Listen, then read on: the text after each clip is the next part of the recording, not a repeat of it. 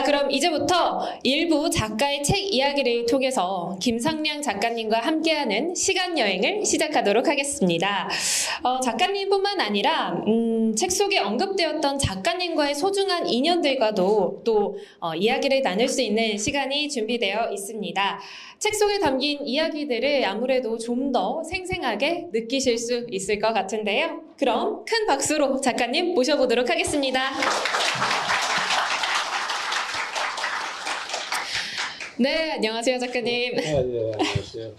네, 우리가 이 세상에 머무르는 까닭, 이 북토크의 자리가 굉장히 또 긴장이 되면서도 설레는 시간이었을 것 같거든요. 인사 말씀 부탁드리도록 하겠습니다. 네, 저희 북토크를 위해서 이렇게 멀리서 수원까지 와주신 모든 분들께 진심으로 감사드립니다.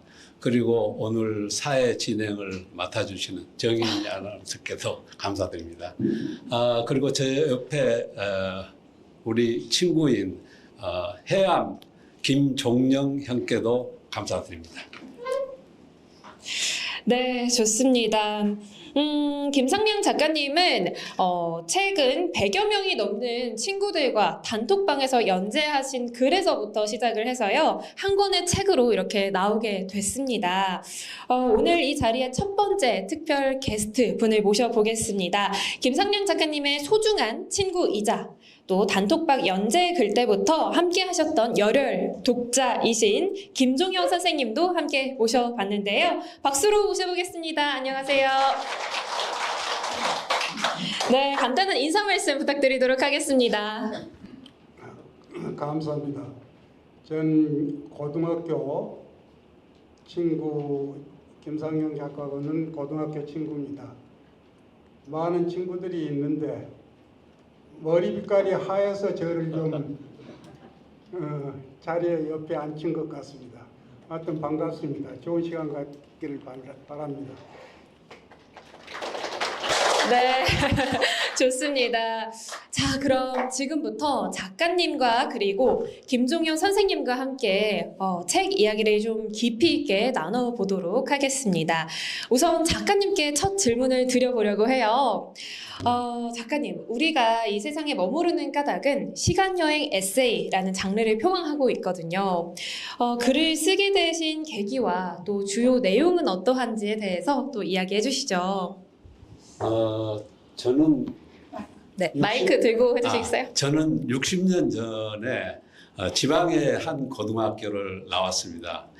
이제 나이가 80줄에 들어서고 있고요. 그때 같이 졸업했던 고등학교 졸업생들이 수도권에 약 100여 명이 살고 있습니다.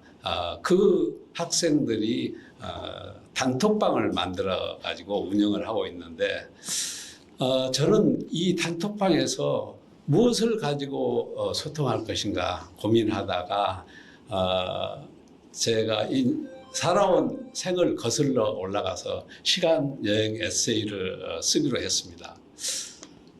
그 첫 번째 작품을 써가지고 단톡방에 올렸더니 아주 제가 생각지도 못한 그런 반응을 일으켰습니다. 네. 그래서 무려 4년 동안 연재하다시피 그게 제가 글을 쓰게 되었습니다. 그 글을 저희 딸이 우연히 보고는 지금 사는 그런 젊은이들에게도 감동을 충분히 줄 수 있다. 그래서 이렇게 책을 만들고 오늘 이게 북건서까지 이렇게 갖게 됐습니다. 저희 책에는 격변기의 저 삶과 또 그동안 만났던 인연들에 대해서 그려봤습니다. 네, 단톡방의 글을 굉장히 기대한 독자들이 많이 있었을 것 같다는 생각이 듭니다. 김종영 선생님께서는 친구로서 또 김상량 작가님의 단톡방 연재 글부터 시작을 해서 책이 되어 나오는 과정까지 쭉 함께 하셨거든요. 아무래도 감회가 남다르셨을 것 같은데요. 김상량 작가님은 어떤 친구인지에 대해서 이야기해 주실까요? 정말로 깜짝 놀랐습니다. 이렇게 조용하고 올거전 친구가 이런 깊은 삶을 사색하고 이런 글을 올렸다는 게 거기에 깜짝 놀랐고요.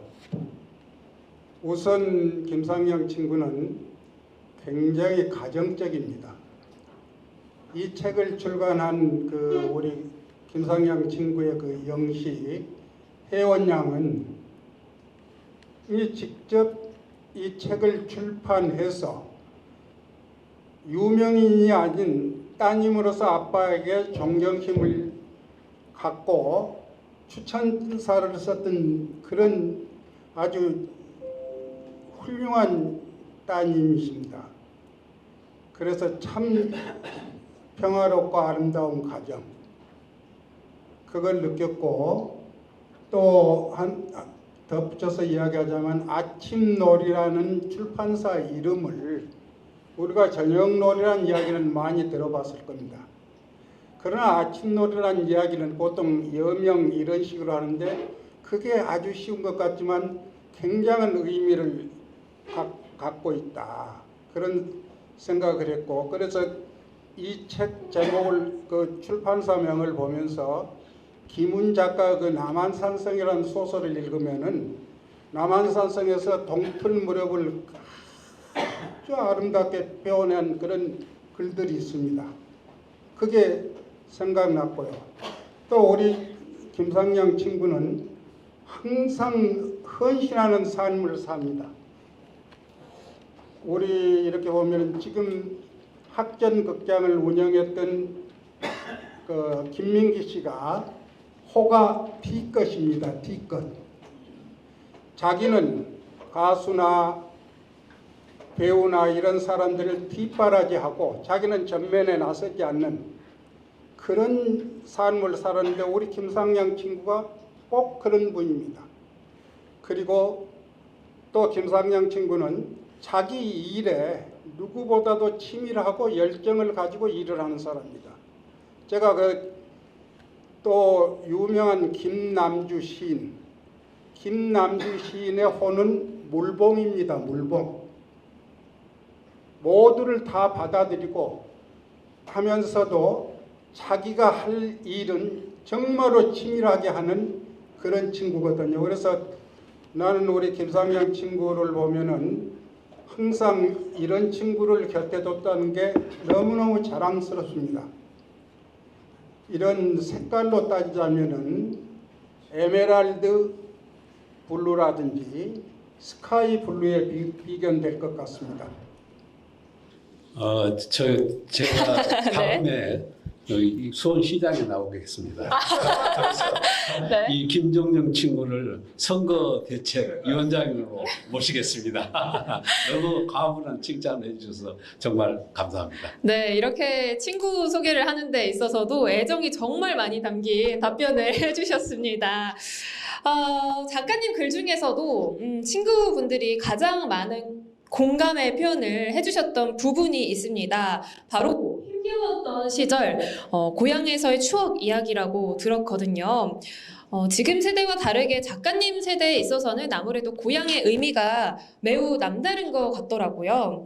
김종영 선생님께서 생각하시는 그 시절의 고향이 갖는 의미는 뭐라고 생각을 하시나요? 참 아득한 것 같습니다. 벌써 이제 80 가까이 80줄에 들어선 나이에 저는 저 고향이 이 한반도에서 가장 끝 소록도가 앞에 400m 전방에 있는 녹동이라는 고흥 녹동이라는 데서 태어났는데요. 항상 자라나면서 저는 그 바다에 대한 그런 동경이 컸습니다.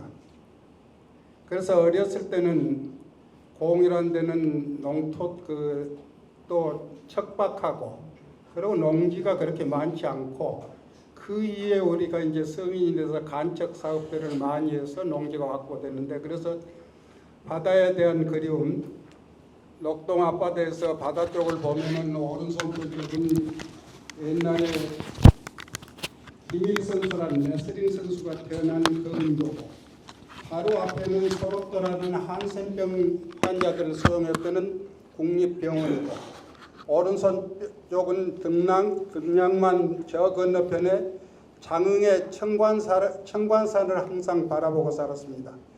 낮에는 그 햇살에 부서지는 그 윤슬, 반짝이는 그 파도, 또 해질 무렵에는 청관산하고 어우러져서 그 아주 붉은 노을들, 그런 것을 보고 살아서 그런지 어렸을 때 고향은 저에게 놀이터였습니다. 그리고 유소년을 끝나고 객지를 떠돌 때는 저 숨터였습니다. 고향은.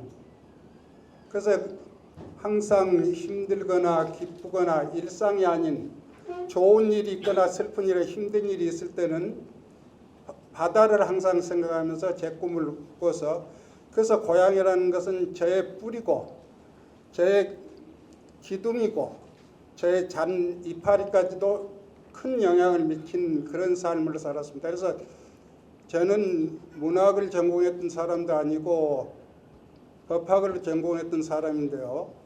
그래도 문학 작품을 읽으면은 이를테면은 노인과 바다 해밍웨이의 모비딕이라는 그 고래를 쫓는 그런 소설, 또 그리스인 조르바에 표현되어 있는 그 바다 그 묘사 등등, 또 아까도 이야기했던 김훈 작가의 흑산이라는 정약전의 유배 생활을 그린 소설, 그런데 보면은 굉장한 바다에 대한 묘사가 많이 돼 있어서 그게 지금도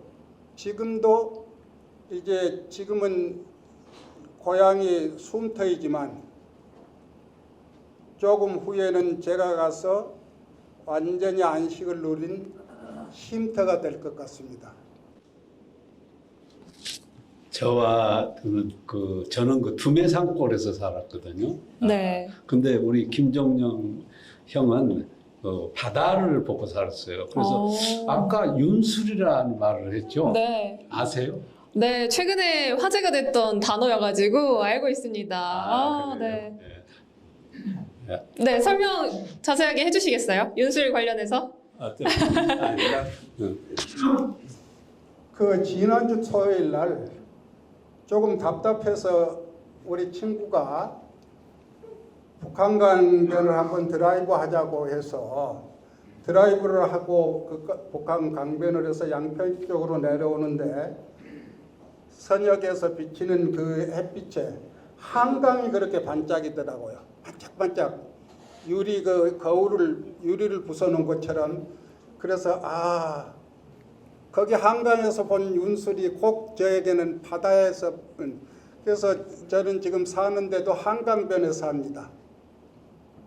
저쪽 김포에서 밀려오는 그 하얀 백마가 달려오는 듯한 그 하얀 바람이 불 때는 그 파도, 그런 것이 평생을 고향을 잊지 못할 나의 일부가 거의 전체가 되어 있는 그런 상황입니다. 네, 법학을 전공하셨다고 하셨는데 마치 문학을 전공하신 것처럼 굉장히 자세하게 설명을 또 해주셔서 거기에 또 푹 빠져들어서 이야기를 잘 들었습니다. 작가님께서는 책을 만드는 과정부터 많은 친구분들이 또 함께 해주셔서 의미가 색다를 것 같고 너무 좋으셨을 것 같거든요. 네, 어린 시절을 거쳐서 지금의 노년 시기를 함께 보내는 친구들이 또 작가님께는 어떤 의미가 있는지 말씀해 주시죠. 그 노년에 친구가 많으면은 시간이 지루하지 않고 즐겁게 보낼 수 있다고들 이야기합니다. 그 말이 모두가 맞는 것은 아니지만은 아마 여기에 있는 모든 분들도 거의 수긍을 할 것입니다. 젊어서는 시간이 없지만은 나이가 들면 남는 게 시간밖에 없습니다. 그리고 또 나이가 들면은 또 혼자서 할 수 있는 일이 많이 줄어듭니다. 그래서 그 많은 시간을 어떻게 잘 활용하느냐. 그게 노년의 삶의 질이라고 생각합니다. 그게 좋아야 삶의 질이 좋아질 것 같습니다.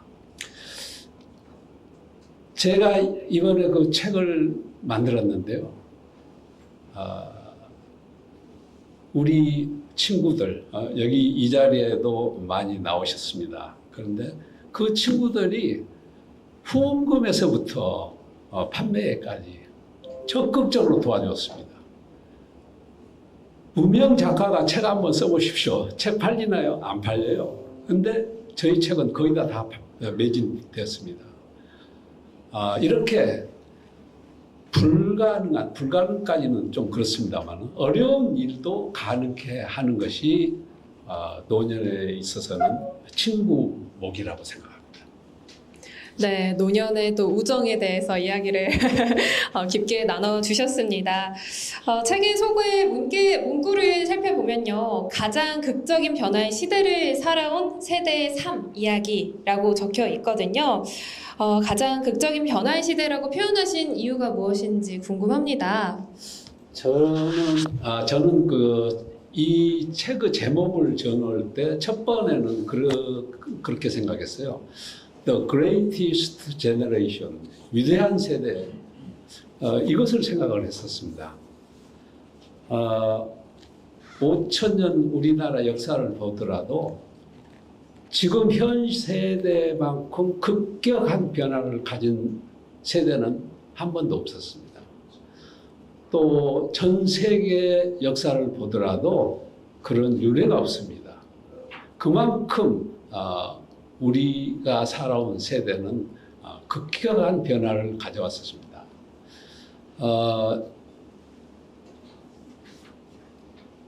일제 36년 동안 강탈을 당했습니다. 그리고 또 피비린내 나는 내전으로 우리 강토는 깡그리 망가졌습니다. 아무것도 없었습니다. 그 땅 위에 우리 해방동이, 우리 나이가 해방동이 나이인데요. 해방동이들이 태어났습니다. 그리고 이제 어느 세월이 흐르고 트랜지스터가 이제 나오기 시작했습니다. 그 다음에 TV가 나왔습니다. 이제는 스마트폰 한 대가 우리 일상을 전부 관리하고 있습니다. 얼마 전에 고문관도에서 우주선을 쏘아 올렸습니다. 우리의 힘으로 쏘아 올렸습니다. 이제 우주 산업 시대가 전개됐습니다. 이러한 발전이 겨우 80년밖에, 제가 정확히는 79년밖에 안 돼요. 80년밖에 안 된 세월에 이러한 변화를 가져왔습니다. 그래서 저는 극적인 세대 변화를 가져온 세대라고 말하고 있습니다. 네, 좋습니다. 그래도 일부에서 그래도 그립다 말하리에는요, 먹을 것이 없어서 배를 골고 입을 옷이 없어서 태극기에 물감을 들인 옷을 입어야만 했던 에피소드 등이 좀 담겨 있거든요. 독자분들이 당시 어린 소년이었던 작가님에 대한 안쓰러움을 좀 표현을 하셨어요. 네, 그럼에도 감사함에 대한 이야기를 늘 언급하셨던 부분이 인상 깊다라는 이야기도 있었거든요. 전쟁과 가난으로 죽음의 경계를 매 순간 오가는 그 순간에도 감사했고 또 그리워하시는 이유가 있으시다면 뭘까요? 네. 그 당시 말할 수 없을 만큼 비참한 순간이었습니다. 그러나 순간순간 잊을 수 없는 그 배려와 사랑이 있었습니다. 제가 맨 처음 생각나는 것은 그 어느 추운 겨울날이었습니다. 한방 눈이 내리는 날, 우리 동네 아주머니 친척 한 분이 검은 보자기를 들고 왔습니다. 그 보자기를 펼치자 하얀 쌀이었습니다. 그 하얀 쌀. 네, 그때를 생각하면 아직도 울컥하시면서 눈물이 황금빛보다도 더 나시는 것 같아요. 빛났습니다. 네. 그때 우리 어머니의 떨림 지금도 생각이 납니다. 둘째는 저희 동네 분들의 이야기입니다. 저는 중학교 시절 3년간 단칸방에서 살았습니다. 지금 생각해도 그때 3년은 최악의 시대였습니다. 비참한 시대였습니다. 그것을 옆에서 보았던 저희 동네 사람들이 저희에게 집을 지어줬습니다. 본체뿐만 아니고 헛간차까지 지어줬습니다. 그런 고마운 사람들이 있는 한 어찌 제가 있겠습니까? 정말 그리운 사람들입니다. 네, 작가님의 이 떨림과 눈물에서 아마 그 고마움이 잘 전달이 됐을 것 같습니다. 또 다음 질문으로 넘어가 보도록 하겠습니다. 책의 뒷날개 부분에 보면요. 실제로 작가님께서 단톡방에 올리셨던 글에 대한 친구들의 열렬한 환호 그리고 감상평까지 좀 적혀 있습니다. 김종영 선생님께서는 책 속의 글 중에서 어떤 부분이 가장 인상 깊으셨는지 궁금해요. 저는 이게 단순한 에세이집이 아니라고 생각합니다. 하나의 소설, 시, 우리가 살아갈 수 있는 인생의 지침서이고 어떻게 사는 삶이 좋은 삶인가 하는 다시 곱씹게 하는 그런 책이라고 생각합니다. 그래서 이 모든 소제목 하나하나가 정말 이렇게 아름답게 섬세하게 묘사할 수 있을까 하는 감탄을 자아낼 수 있는 그런 책인데요. 제가 그 중에서 제 느낌으로 한 3대목을 한번 이렇게 읽어드리겠습니다.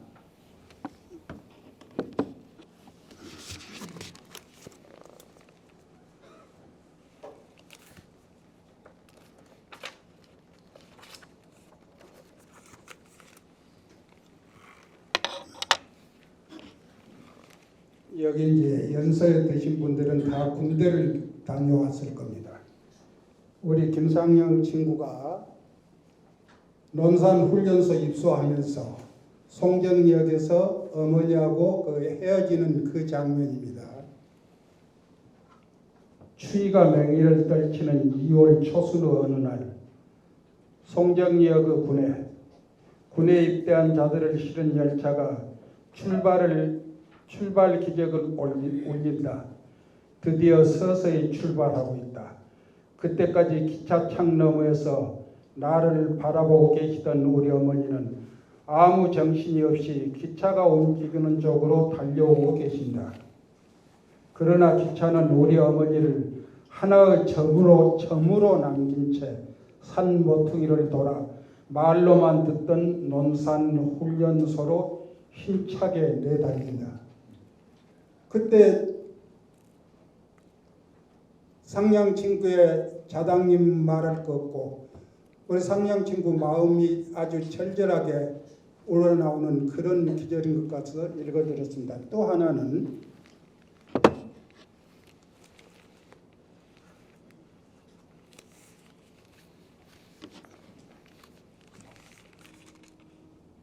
우리가 보통 사물을 직접적으로 보고 묘사를 하는데 김상영 친구가 그 숙지산에 가다라는 그 에세이에서 이런 글을 써놨습니다.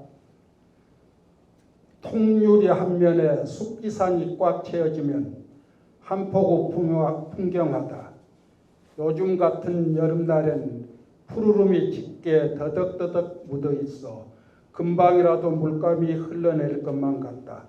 저 멀리 들녘에서 불어오는 한 줄기 바람에 떡갈나무는 춤을 춘다. 온갖 풀벌레 소리, 매미 울어대는 소리, 이름 모를 산새 소리가 넘치는 도심의 산속이다. 굉장히 우리가 피폐된 그런 삶 속에서 또 여유를 찾는 그런 기절에서 제가 마지막으로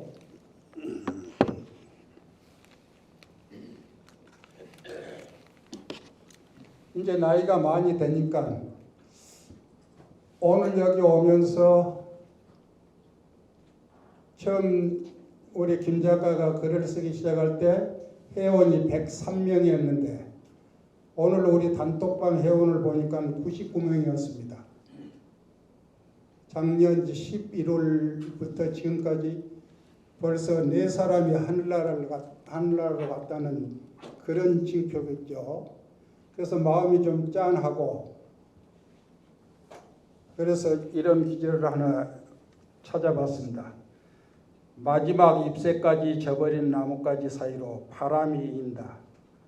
더 나아갈 길이 없는 미국 대륙의 개척자들이 막다른 곳에서 느꼈던 우수가 가슴속 깊이 파고든다. 저는 이제 이런 좋은 친구들을 곁에 줬다는 게 너무 행복이고 노년에 말할 수 없는 벅참이 있습니다. 여러분들도 이제 책을 한번 제가 아까 말씀드린 읽어보시고 어떻게 살아야 할 건가를 깨우칠 수 있으니까 주위에 좋은 친구들 많이 사귀시고 좋은 이웃 그리고 자연과 벗삼아서 좋은 행복한 삶을 살기를 저는 마음속으로 바라고 있습니다. 네, 이렇게 친구분께서 인상 깊었던 구절을 직접 낭독까지 해주셔서 또 의미 있는 시간이었습니다. 다음 질문은요. 내가 겪은 6.25라는 글 속에 보면 코로나 때문에 이탈리아에 있다가 한국에 또 급하게 귀국하게 된 손자의 모습에서 작가님이 7살에 겪게 된 6.25 모습이 오버랩 되는데요. 이런 이야기의 구성들이 좀 재미있는 것 같습니다. 50년 전 7살 어린이가 겪어야 했던 6.25는 분명히 끔찍했을 것 같은데요. 어떠셨나요? 이상하게도 6.25 기억, 저한테 지금 80이 이제 다 됐는데 6.25 기억은 피난 가던 날 아침부터 시작됩니다. 그때가 아마 6살이었을 거예요. 그때 제가 어머니와 우리 여동생 이렇게 어느 아저씨 오고 넷이 이렇게 가는 장면이 지금도 생생합니다. 그때 당시에 이제 피난 갈 정도니까 굉장히 위험이 도사리고 있었습니다. 그런데도 그 피난 가서는 저희 어린애들은 번쩍번쩍 빛난 탄피를 가지고 놀았습니다. 그렇게 빛이 나는 탄피를 가졌다는 것은 얼마 아닌 근거리에서 전투가 벌어지고 있다는 소리거든요. 얼마나 처참한 생각이 장면입니까? 그런데 저희 어린애들은 그냥 놀고 그랬던 것 같습니다. 그런 두려움은 어른들의 목이었던 것 같습니다. 그때 당시에 낮에는 대한민국이에요. 경찰이 세력이 이제 있고 밤에는 완전 인민군 시간이었습니다. 그래서 아침에 일어나면은 제가 이렇게 일어나면은 고사시란 말 알아요? 그 시골에 이렇게 골목길 그 고사대 아주머니들이 모여서 수군 이야기를 합니다. 어젯밤에 일어난 일들, 누가 죽었고 누가 어느 동네에 불이 타고 이런 이야기를 저는 많이 들었습니다. 저희 누나 친구의 죽음, 저희 옆 동네 아저씨의 죽음, 정말 마음이 아픕니다. 상상할 수 없을 정도예요. 그런데 그 어느 날 또 저는 형들과 집결 처분 현장을 갔었습니다. 저희 생생하게 다 봤지만 이 자리에서도 절대 말할 수 없습니다. 그러나 지금 뭐가 달라졌습니까? 아무것도 달라진 게 없어요. 38선이 휴전선으로 바뀌었다는 것밖에 없습니다. 우리 그 아픈 과거의 역사를 절대 잊어서는 안 되겠습니다. 네, 그때 당시에 겪었던 슬픔 또 고통까지 이렇게 잘 나누어 주셨습니다. 김상량 작가님이 글이 책으로 만들어진 계기 그리고 전쟁 속의 삶 이야기까지 함께 나누어 봤습니다. 김종현 선생님 1부에서 함께 해주셔서 감사드립니다. 큰 박수 부탁드립니다. 감사합니다.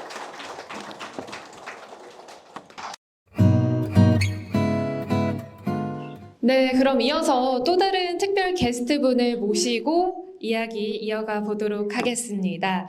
이번에는요, 직장 동료로서 소중한 인연을 이어오고 계신 박순아 선생님 모셔보도록 하겠습니다. 큰 박수 부탁드립니다. 네, 안녕하세요. 박순아 선생님.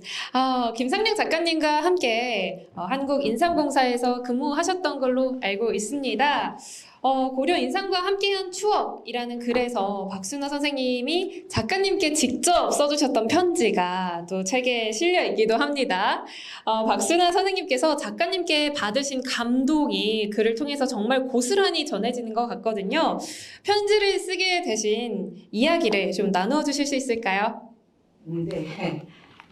편지를 쓰게 된 동기는요, 우리 작가님이 인삼공사로 이제 상상리로 부임해서 오셨거든요. 그랬는데요, 딴 분들도 물론 이렇게 많이들 오셨다 가시고 그랬는데, 우리 상당님이 오셨을 때는요, 변화가 너무 많았었어요. 무슨 변화가 있었느냐면은, 우리가 거기 계층이 이제 직원들이 이제 사원들이 많다 보니까 계약직이 있고 노무직이 있고 정식 직원이 있어요. 그런데 다 틀려요. 이제 층층마다 이제 계약직도 그렇고 또 노무직도 그렇고 직원이 틀리고 명찰이 틀리고 작업복이 틀리고 신발이 틀리고 물론 점심 먹는 거야 같이 먹지만 회식 가는 것도 직원들만 가고 다 그랬거든요. 다 이게 따로 했거든요. 근데 창장님 오셔서요. 딴 거는 몰라도 먹고 입고 이렇게 하는 거는 다 똑같아야 된다 해갖고 탈의장도 틀렸었어요. 직원들하고 이런 이제 그런 사람들하고는 다 틀려갖고 직원들 탈의장 저기 이쪽에 뭐 노무직 탈의장 이쪽에 이렇게 했는데 오셔가지고 그건 아니다. 우리 같이 일하면서 딴 거는 몰라도 이 복지시설에 대해서는 똑같이 해야 된다 해가지고 그걸 대엎어버리시고 똑같이 하셨어요. 일하는 것도 이제 청소는 아줌마들이 있었고 이제 계약직들이 있어서 다 분야별로 틀리게 일을 했는데요. 그걸 다 엎어버리시고 청소는 아줌마도 현장에서 이렇게 해주셨고 모든 것들이 변화되는 거예요. 제가 어느 날 처음 봤을 때는 상장님이 어떤 모습으로 제 눈에 첫 번에 보였느냐면은 이렇게 제가 청사 쪽을 사무실 쪽으로 이렇게 걷고 있었거든요. 걸어가고 있었거든요. 근데 밖에서 하얀 머리인데 밀짚모라를 이렇게 쓰셨어요. 근데 이렇게 이제 안으로 들어오셨어요. 벗으시더라고요. 그래서 머리가 하얀 머리인 줄 알았어요. 그래서 밀짚모자를 쓰시고 그 인삼공사가 5만 평이 넘어요. 그러니까 그 밖에들을 이렇게 다 이렇게 두루 다니신 거야. 그러면서 얼굴을 빨개가지고 이렇게 들으시는데 저분이 상장님이신기도 하고 고개를 푹 숙였죠. 이제 모르니까요. 이제 그냥 아는 척하는 모르는 게 더 편하거든요. 그래서 고개를 푹 숙이고 했는데 이제 그때서부터 이제 우리 마음이 차츰 열려지고요. 그리고요 상장님이 하시는 게 우리 너무 서글펐거든요. 추웠거든요. 우리 열심히 일을 해도요 점수를 못 듣고요. 이렇게 어른들이 오시면 일을 잘했나 모르나 그런 걸 보는 게 아니고 우리 상장님은요 오시면은요 얼마나 수고를 하고 계신가 그런 걸 먼저 보셔요. 일 잘하고 못하고는 그걸 떠나서 이 사람들이 어디서 이렇게 얼마나 힘들게 일을 하고 있나, 어렵게 일을 하고 있나 그거를 보셔요. 그래가지고 이 느낌이 이제 달라지는 거예요. 이렇게 해서 이렇게 우리가 피하는 것보다는 이제 상장님하고 대화를 하고 싶고 그런 것들이 참 따뜻했어요. 우리가 추웠다 그랬잖아요. 시린 가슴으로 내가 산다고 편지를 썼잖아요. 정말 그랬어요. 응지에서 우리가 아무리 일을 해도 알아주는 사람이 없었고요. 추웠었고요. 맨날 좀 서러웠었어요. 근데 상장님 오셔서 그걸 다 엎어버리시고 똑같이 탈의장도 똑같이 명찰도 똑같이 모자도 똑같이 작업복도 똑같이 그렇게 하면서 다 변화를 이렇게 시켜주셔가지고요. 정말 감동적이었어요. 그래가지고 오셨어도 얼마가 지났어도 맨날 가슴속에 내가 감사가 있었지만 표현할 길이 없었어요. 이 창당님은 그 여러 사람을 다 기억할 수가 없어요. 한 라인에서 그냥 묻혀서 우리는 일하는 사람뿐일 뿐이지. 근데 이제 제가 이제 안 되겠어요. 성탄절이 다 됐는데 성탄절 때가 되면 거기는 참 바빠요. 그래서 막 잔업을 하고 늦게 끝나거든요. 집에 오면 한 9시, 10시가 돼요. 그래도 이때를 지나면 다시 안 되겠지. 그래서 제가 감사의 편지를 올렸는데 나는 정말 조금 부끄럽고 창피해서 창장님 보시면 그냥 한번 보시고 쓰레기통에다 넣겠지. 그런 생각을 하고 했어요. 그랬는데 아무 답장도 없었고요. 그래서 그냥 흘려버리시는구나. 나 힘들게 썼고 너무 감사해서 썼는데 그런데 이제 연초가 되니까 연합장을 보내주셨어요. 그리고 너무 기뻤고요. 너무 좋았어요. 그런데 이런 일들이 있을 줄은 정말 편지 쓸 적에는 몰랐어요. 그런데 제 글이 이 에세이집에 이 좋은 책이 기록이 됐다는 건 너무 영광이고요. 너무 감사하고요. 정말로 이거는 생각도 못한 일이 이렇게 있는데 나는요 이 책 콘서트가 뭔지도 몰랐고요. 이 현장에서 막 이러던 사람이 뭐 그런 것까지 어떻게 알아요? 책만 보고 산 것도 아니고 관심도 없었고요. 그랬는데 상장님한테도 전화가 왔어요. 두 콘서트를 하는데 이렇게 게스트로 좀 와달라 그러길래 우리는 이제 인상봉사 사람들이 상장님 잘하니까 많이 몰려서 올 줄 알고 그럼 가지요. 제가 가서 봉사할 거 있으면 하지요. 그랬더니 이렇게 이 자리에 앉으라는 거예요. 그래서 처음에는 뭣도 모르고 대답을 했는데 나중에는 저 못 간다고 그랬어요. 나는 이런 거 생각도 못했고 알지도 못하는데 이렇게 이런 자리를 마련해줘요. 차라리 내가 산에서 고사를 꺾고 있는데 상장님한테도 전화가 왔어요. 예? 근데 내가 우리 장로님을 통해서 나 이 자리에 안 가겠다고 좀 말씀 잘 드려달라고 해서 안 가기로 했거든요. 근데 상장님한테 전화가 왔어요. 예, 안 된다고, 빠지면 안 된다고. 그래서 상장님 저는요 이렇게 산에 돌아다니면서요 고사리 꺾고요 나물 뜨는 게 더 좋죠. 그런 데 가서 사람들 많은 데 가서요 얘기하고 그런 거 전 못해요. 싫어요. 나 이렇게 하고 사는 게 좋아요. 그래도 걱정하지 말고 와서 있는 말에 대답만 하래요. 그래가지고 저 참 걱정이 됐거든요. 나 이런 자리는 생각도 못 해봤고요. 이렇게 마이크 잡고 사람들 앞에서 얘기해 본 적도 없어요. 그랬는데 차라리 이렇게 그냥 둥글둥글 사는 게 낫지 사람들 앞에서 이렇게 대화하고 그러는 거 정말 싫었어요. 유튜브로 전 세계에 나갈 거예요 아마. 그런 것도 모르고 그랬는데 아무튼 창장님 너무 걱정하시는 것 같아서 그래요. 묻는 말에 대답은 할 수 있겠지요. 잊어버리지만 않으면. 네. 그래서 이렇게 허락을 하고 왔는데 저 때문에 이 콘서트가 잘못되지 않고 정말 그랬으면 정말 좋겠어요. 네, 안 오셨으면 섭섭했을 것 같아요. 네, 서운했을 것 같거든요. 오늘 정말 잘 오셨다는 이야기 드리고 싶고요. 자, 그렇다면 이렇게 특별한 또 추억이 있으시잖아요. 네. 네, 박순아 선생님께서 김상량 작가님의 책을 읽고 나서 또 다른 감동을 받으셨을 것 같거든요. 예, 선장님이요. 나는 그렇게 어렸을 때 고생하고 나가신 줄 몰랐어요. 너무 이렇게 조용하시고요, 깨끗하시고요. 이게 조금 그랬거든요. 이렇게 조금 멋있게 보였거든요. 네. 그랬는데 이 책을 보고요. 어린 시절 그렇게 힘들게 살았나? 저만 그렇게 사는 줄 알았어요. 저도 52년생이니까 전쟁 폐허에서 태어났잖아요. 그래서 배고픈 것도 많이 겪었고요.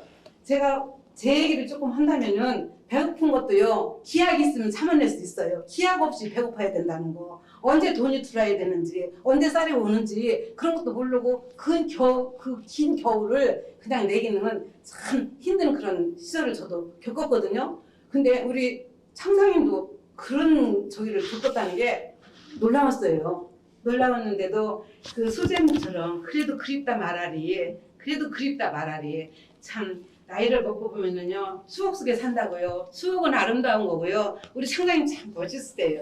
예, 그런 것들도 이렇게 사랑할 줄 알고 그 어린 시절 그 고생도 그래요. 고생도 그것도 어렸을 때 고생은 사서도 한다고 우리 창장님이 이렇게 멋진 창장님이 되기까지 작가님 되기까지 그게 밑거름이 되지 않았나 그런 생각이 들어요. 네, 정말 말씀하시는 내내 애정이 정말 듬뿍 담겨져 있다라는 생각이 들거든요. 실제로 고려 인상과 함께한 추억이라는 글에서 보면 당시 직원분들과 꽤 친하게 지내신 것 같더라고요. 한 문장을 제가 읽어보도록 하겠습니다. 직원들이 다가왔다. 과자 한 봉지를 나에게 내민다. 삶은 옥수수 하나를 놓고 간다. 멀리서도 손 인사를 했다. 자, 이런 작은 행동들 하나하나에서 서로 간에 따뜻한 마음이 오가지 않았나 이런 생각이 들거든요. 무엇이 작가님과 직원들 간의 또 관계를 돈독하게 만들었다고 생각하시는지 궁금합니다. 네. 인상공사는 전매청에서 출발했어요. 전매청은 공무원 아닙니까? 그래서 그 분위기가 완전히 경직돼 있었어요. 그래서 제일 먼저 제가 인삼창에 가서 한 일이 정문을 들어서면은 사무실과 공장에 가는데 긴 통로가 있어요. 거의 한 100여 m 있을 거예요. 거기에다가 제가 꽃밭을 만들었어요. 꽃밭을 만들고 예쁜 꽃들을 심었습니다. 그리고 분수대를 설치했어요. 하늘 높이 물이 솟아오르도록 했습니다. 그 다음에는 정문을 딱 들어서면은 직원들이 정문을 들어서면은 그때 당시에 아주 유행했던 김수희 씨의 애모 뭐 사랑 때문에 뭐 하는 애모를 시그널 뮤직으로 틀었어요. 깜짝 놀라는 거예요. 직원들이 뭐 딱 들어서서 걸어오는데 걸음걸이가 달라지는 거예요. 그렇게 그 공무원 시대 그 경직된 분위기가 거의 뭐 일순간에 달라지는 거예요. 그것뿐이 아닙니다.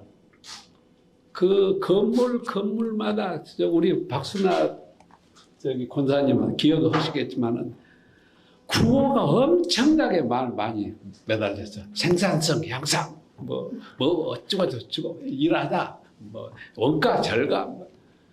계단이 한 10개 있는데 그 10개 계단마다 다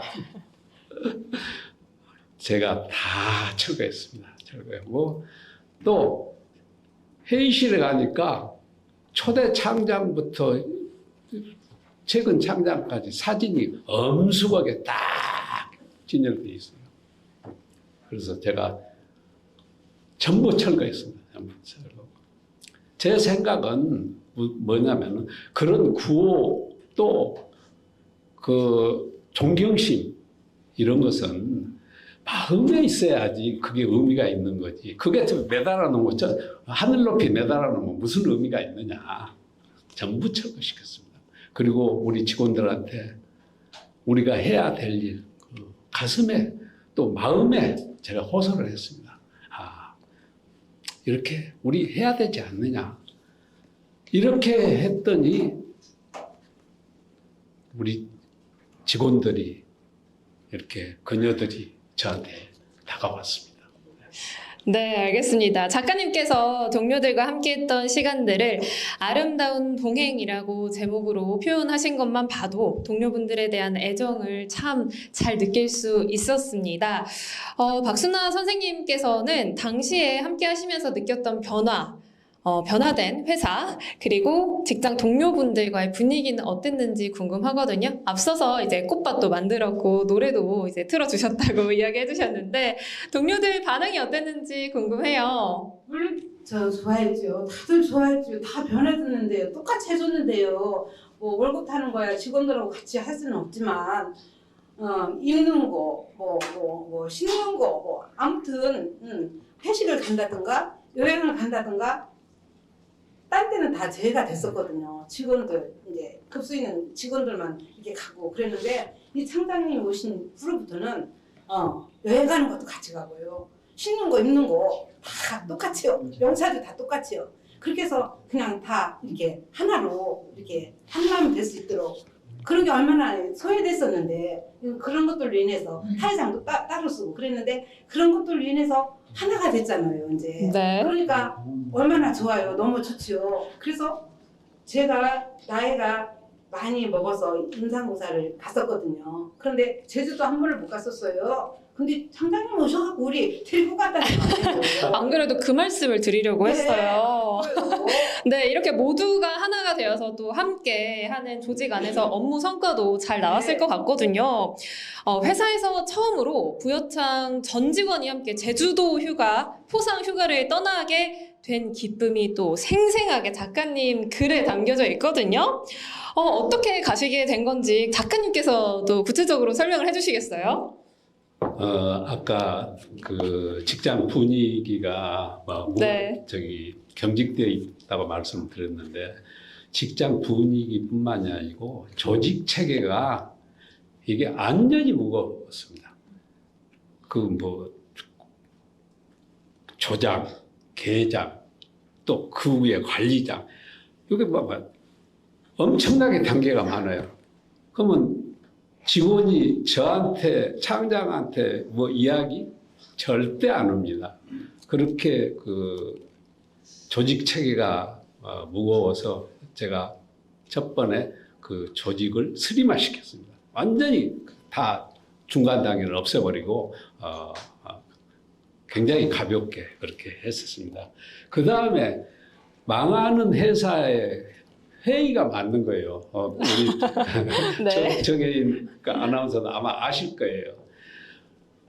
그 회의가 왜 그리 많은지, 그래서 회의 횟수를 다 줄여버렸어요. 그리고 시간도 아주 어지간하면 서서 해라, 회의는.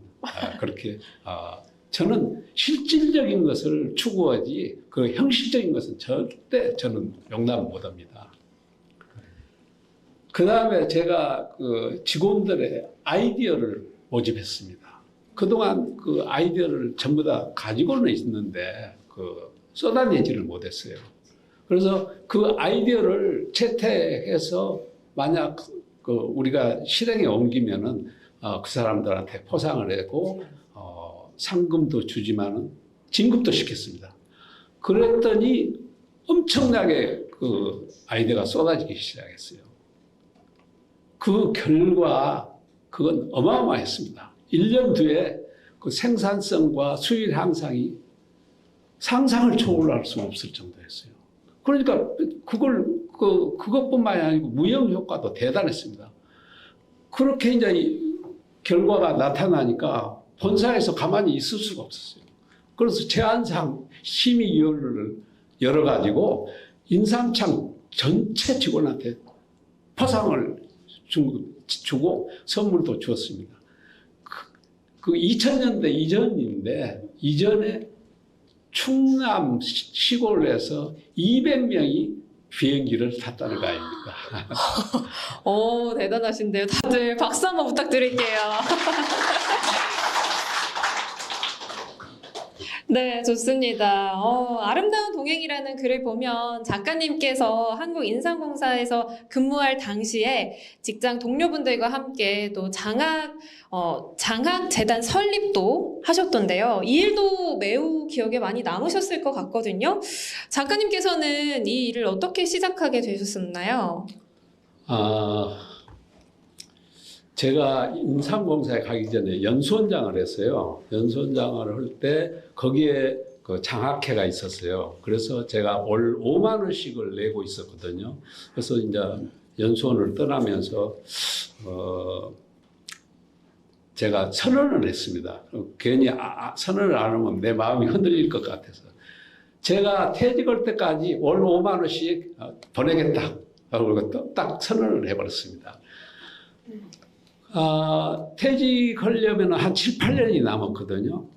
그때 당시에 5만 원씩 7, 8년을 낸다고 생각해 보세요. 상당히 큰 돈이었습니다. 그리고 그때 연수원에서 어느 강사분이 그런 이야기를 했습니다. 돈 3만 원이면은 불우 청소년 학생이 드러나지 않고 생활을 할 수 있다. 그때 그 불우 청소년 학생들이 문제가 많이 있어가지고 사회적 문제가 됐었습니다. 그래서 제가 인삼창 직원들한테 호소를 했습니다. 자, 3만 원씩만 우리 걷어서 불우 청소년 학생 돕자. 그랬더니 무려 170명이 모여들었습니다. 그래서 군청에 이야기를 해가지고 70명의 부여군의 학생들을 지원을 했습니다. 제가 지원한 학생은 그 부여 정보고등학교 여학생이었는데 3학년 때 총 학생회장까지 되었습니다. 두 번째 학생은 장애인이었었는데 제가 대학 등록금도 대주고요. 또 마음을 좀 다스려야 되겠다 해가지고 편지도 많이 써주고 그랬었습니다. 그래서 처음으로 그 고려 인사청 직원들이 받는 기쁨은 알지 모르지만 주는 기쁨은 한 번도 경험하지 못했는데 처음으로 주는 기쁨을 느끼고 엄청 좋아했던 그런 기억이 있습니다. 네, 제목에 따라서 제목을 봤을 때 이제 아름다운 동행이라고 제목을 붙여주셨는데 왜 아름다운 동행인지 좀 알 수 있는 시간이었던 것 같아요. 작가님께서 굉장히 자세하게 설명을 해주셨습니다. 김상명 작가님의 직장 동료들과 함께한 아름다운 동행 이야기를 박순아 선생님과 함께 나눠봤는데요. 박순아 선생님 함께 해주셔서 감사합니다.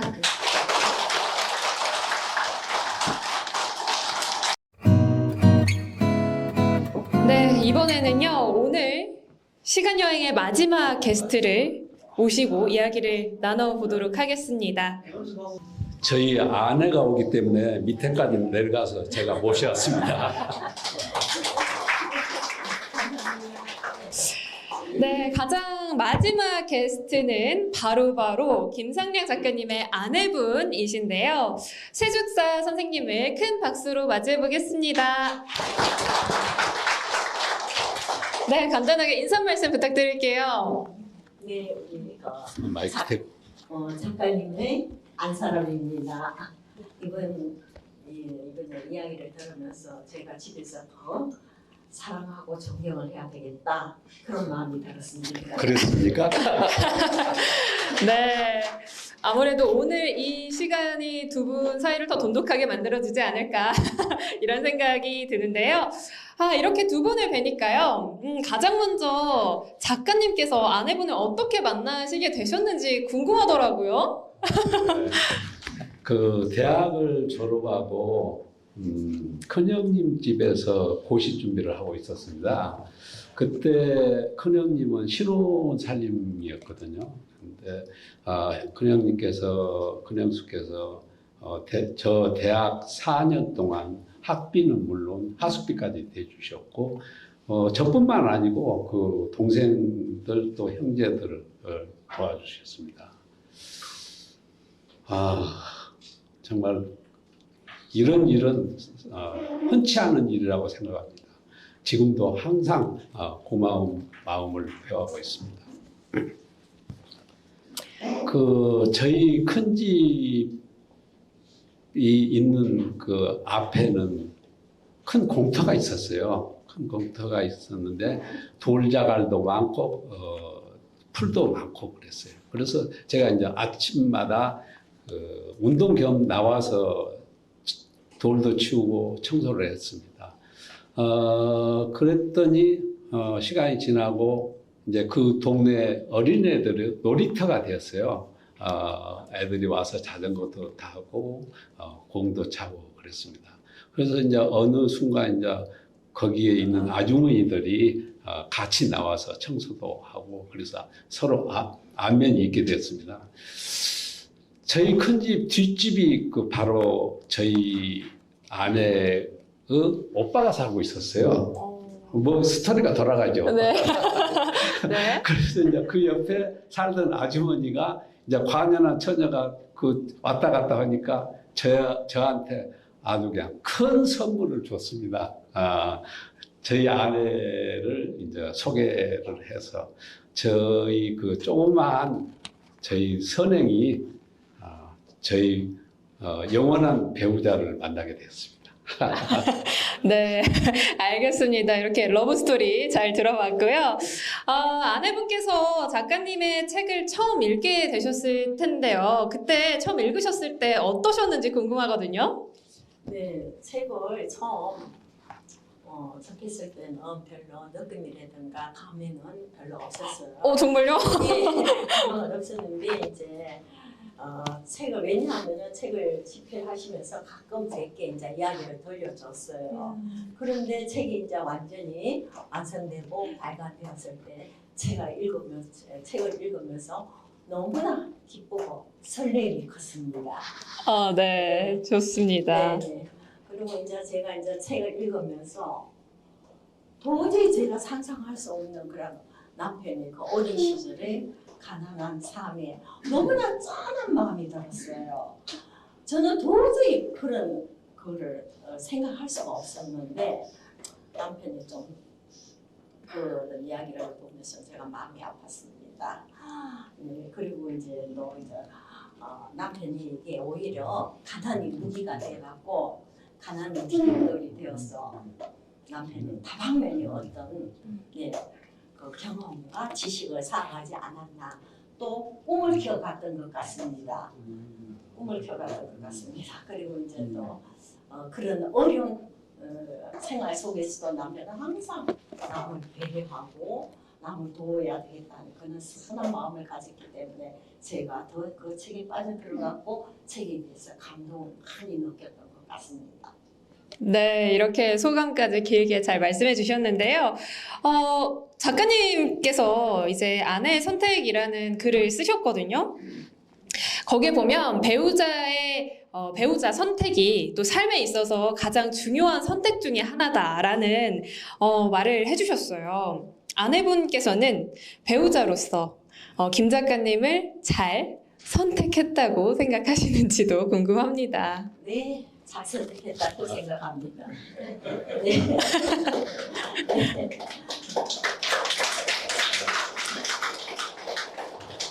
네, 살다 보면은 이제 다툴 때도 있고 또 이제 어려운 그것도 있는데 그래도 저는 남편을 의지하고 신뢰하고 믿을 수 있는 좋은 남편이라고 생각했습니다.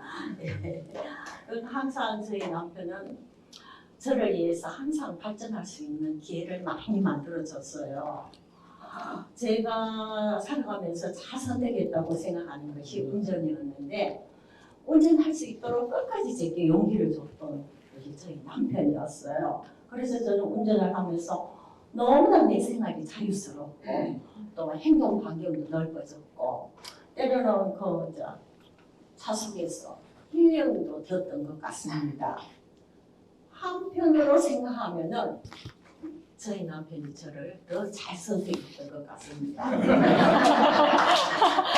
왜냐하면 저는 남편을 위해서 또 최선을 다했고 또 기도와 사랑으로 남편에게 지혜로운 아내로 항상 노력을 했던 것 같습니다. 그래서 남편은 정말 저를 탁월하게 잘 선택했던 것 같습니다. 네. 솔직한 답변 잘 들었습니다. 함께 나이가 들어간다는 건 참 신기한 일인 것 같습니다. 아내의 나이 들어가는 모습에 대해서 표현하신 작가님의 글이 또 인상 깊었는데요. 오늘 아침 우리 부부는 독감 예방주사를 맞기 위해 집을 나선다. 전철을 탔다. 좀 더 젊게 있었으면 좋으련만 아내도 벌써 무임승차다. 앉을 자리는 없었지만 어르신 여기 앉으시란다. 모든 것이 내 의지와는 무관하게 앉아야 순리이다. 라고 적어주셨거든요. 아내와 함께 나이가 들어간다는 건 어떤 느낌이실까요? 저희 어머니는 그 아침에 논밭에 나가시면은 밤 어둑어둑하면은 들어오십니다. 물론 이제 점심 때 잠깐 들리시고요. 그리고 집안일은 쉬는 시간에 하는 걸로 알고 지내셨던 분입니다. 그래서 그러한 어머니를 보고 자란 저는 집안일이 힘들다 이건 이해를 못해요. 아주 절대로 이해를 못합니다.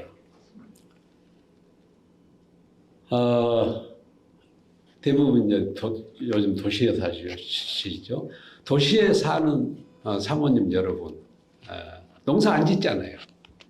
뭐 주말 농장, 주말 농장까지는 그래도 농사 짓는다고 치겠습니다.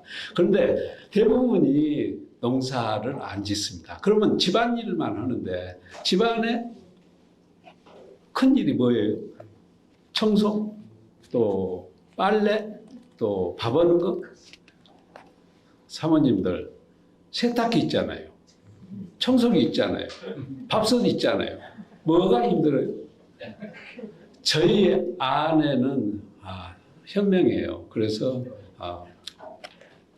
집안일은 아내가 전담해서 지금까지 그렇게 해오셨습니다. 아무 불평도 없이 잘 해오셨습니다. 요즘에는 뭐 가게 일도 조금씩 보시고 있는데도 잘 해왔습니다. 그런데 저희 친구를 만나서 이제 어떻게 아내 이야기가 나왔어요. 그래서 우리 아내는 뭐 불평도 않고 잘하고 있어.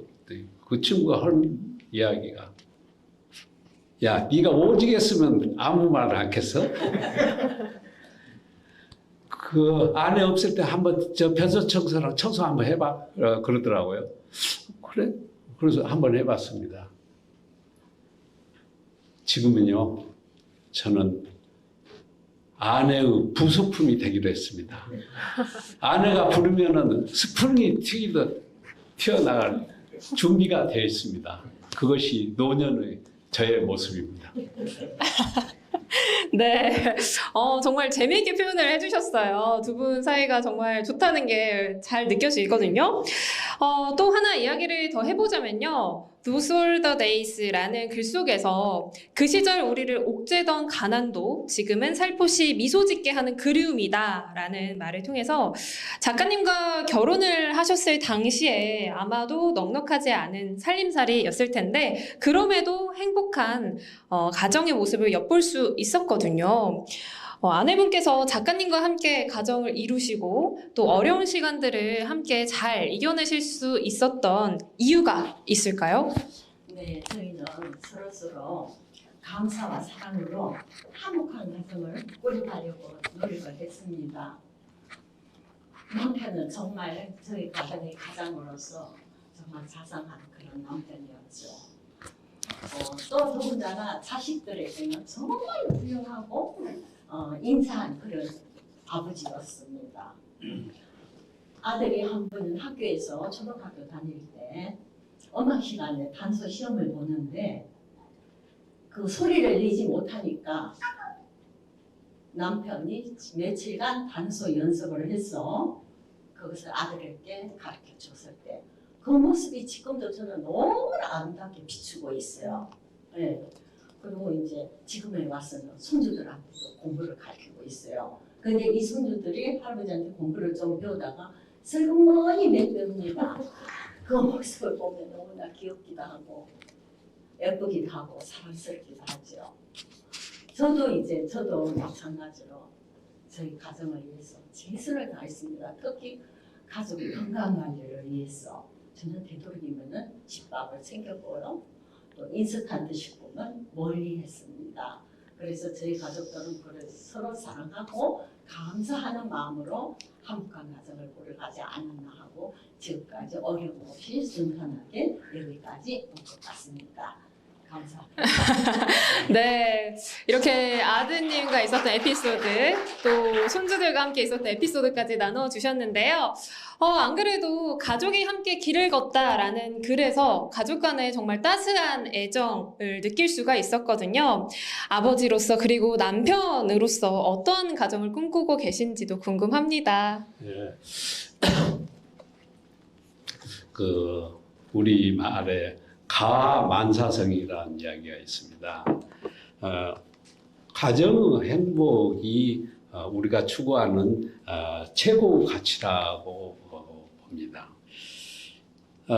저는 그 가정의 화목을 위해서는 맨 첫 번으로 신뢰를 꽂습니다. 신뢰를 잃으면은 모두를 잃습니다. 그 신뢰는 근데 회복이 안 돼요. 다른 것은 노력하면 회복이 되는데 신뢰는 한 번 잃으면요 회복이 안 되고 시간이 갈수록 더 커져요. 그래서 젊은이들 그 첫 번에 신뢰 잃으면요 아예 이혼하세요. 그 나이 먹으면 안 돼요. 그래서 저는 조그마한 거짓말도 절대 안 씁니다. 신뢰를 지켜야 됩니다. 두 번째 제가 그 추구하는 것은 가족을 예쁘게 보기 위한 노력입니다. 무슨 말이냐면 저희 그 얼마 전 상당히 오래전인데 핸드폰에 단축키를 설정을 했어요. 근데 거기에다 저희 딸이 설정을 해주면서 거기다 이름을 새기지 않고는 내 사랑 또 예쁜 며느리 듬직한 아들 예쁜 딸 이게 너무나 어색했어요. 그 형용사가 얼마나 아름다워요. 그 형용사가 매치가 안 되더라고요. 그래서 전화 걸 때마다 우리 며느리 사랑해야겠다. 사랑해야 되겠다는 우리 딸 사랑해야겠다. 그렇게 세월이 지나니까 정말로 제일 먼저 예쁜 며느리가 되더라고요. 그 예쁜 딸 이렇게 다가왔습니다.